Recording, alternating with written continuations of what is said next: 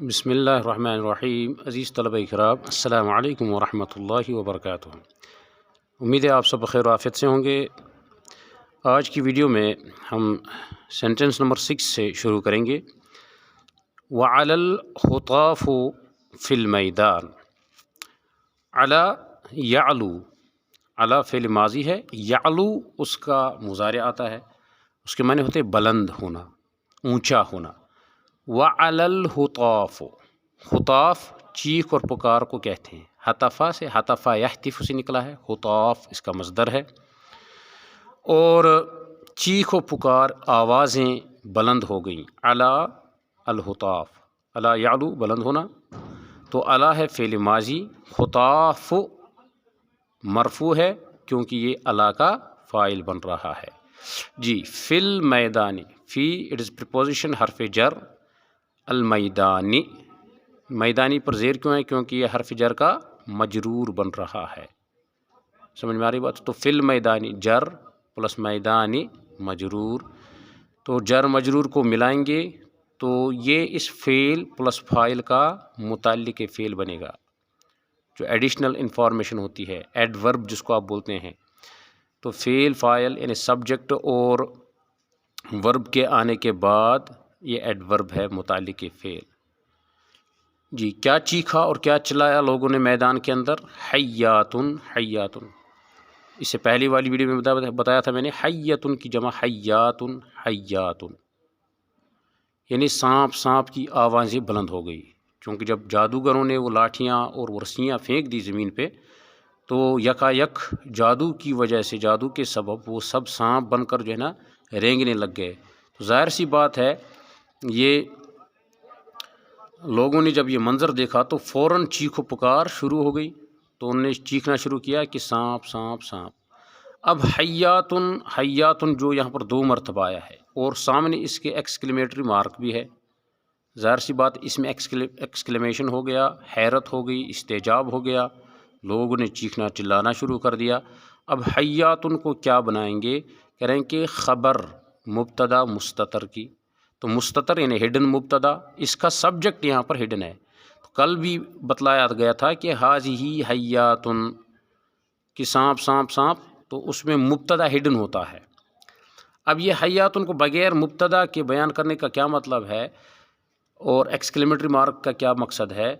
تو ظاہر سی بات ہے، ایسی واردات پر، ایسے مواقع پر مبتدا کو نہیں بیان کرے تو سارا کنسنٹریشن اور فوکس ہوتا ہے سب پریڈیکیٹ پر، تاکہ لوگوں کے اندر، سامعین کے اندر، سامنے والوں جو حاضر ہیں ان کے اندر ایک جو ہے نا ایک تشویق سی پیدا ہو جائے، ایک سمجھ لیجئے سارا کنسنٹریشن اس پر آ جائے کہ جو معاملہ ہے اصل۔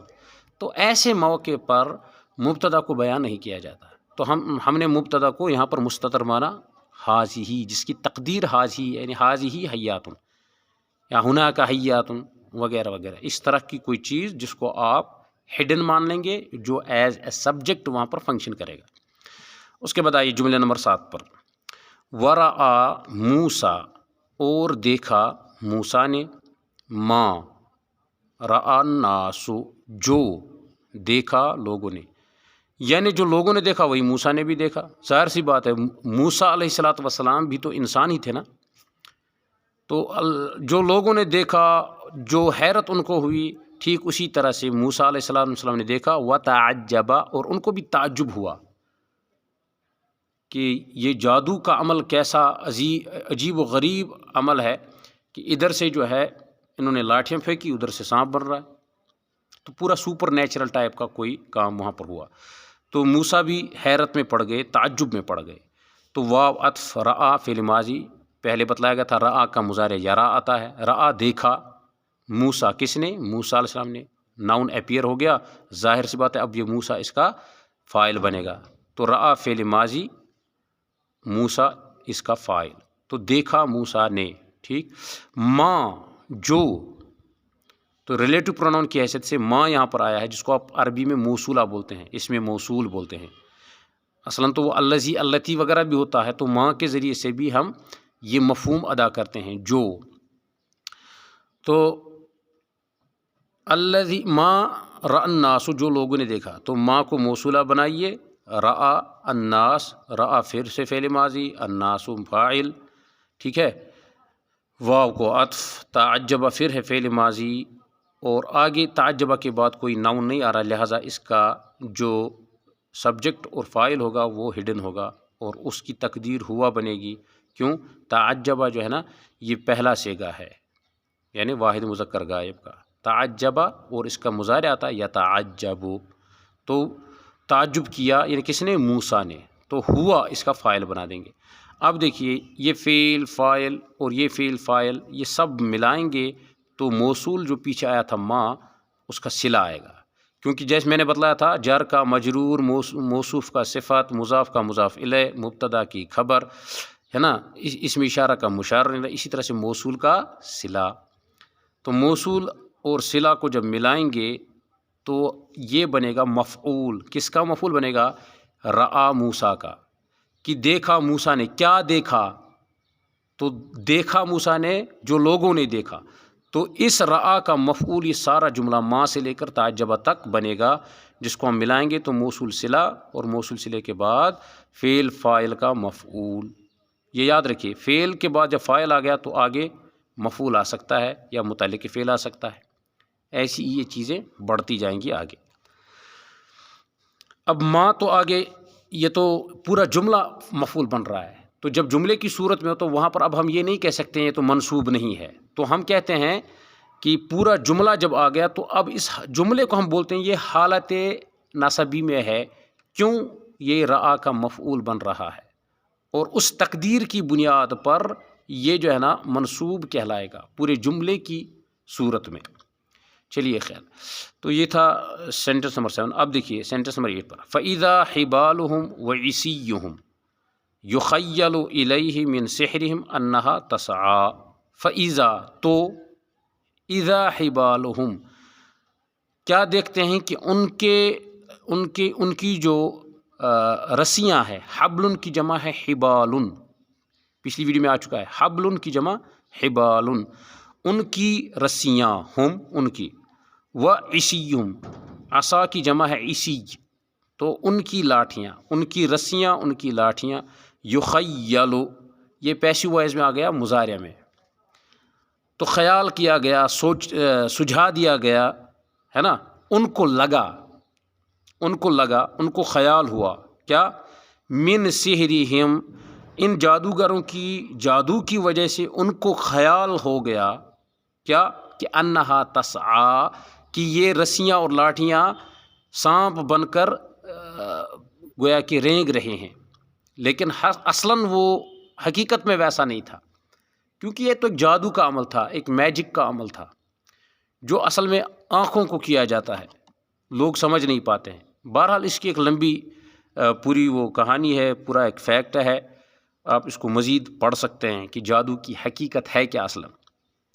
خیر، تو لوگوں کے سامنے وہ کیا لگا کہ یہ ریگ رہے ہیں، فَإِذَا حِبَالُهُمْ تو دیکھا کہ ان کی رسیاں، ان کی لاٹھیاں، یُخَيَّلُ إِلَيْهِ موسیٰ کی طرف، ہا کا مرجع موسیٰ کی طرف لگا، موسیٰ کو لگا، من سحرہم ان کے جادو کی وجہ سے، نہ کہ خود ان میں کوئی ایسا جذبہ تھا یا خود ان کے اندر کوئی ایسی چیز تھی کہ وہ جو ہے نا اپنی طاقت کے بلبوتے پر ان لاٹھیوں کو سانپ بنا سکتے ہیں، یہ سب جادوئی عمل تھا۔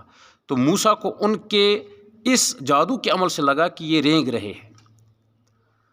جی، فا حرف عطف، ٹھیک ہے نا، فا کئی طرح کا ہوتا ہے، یہ عطف بھی بنتا ہے، کبھی شرطیہ بھی ہوتا ہے، کہیں رابطہ بھی ہوتا ہے، تو ان کی بحث تو آپ نے بھی نہیں پڑھی ہوگی، آگے چل کر اس کا بھی انشاءاللہ خلاصہ آئے گا، تفصیل آئے گی۔